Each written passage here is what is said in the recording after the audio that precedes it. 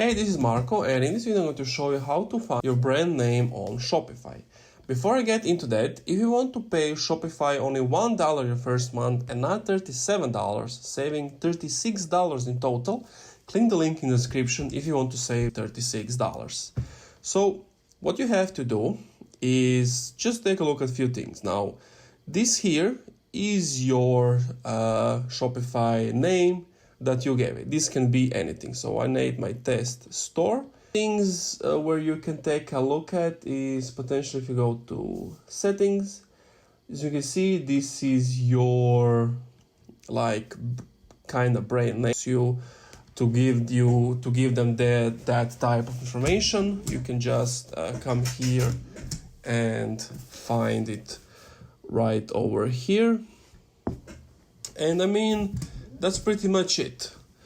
Thank you for watching this video. If you enjoyed, leave a like, comment, subscribe. Also, if you're interested in that offer where you can save $36, click the link in the description.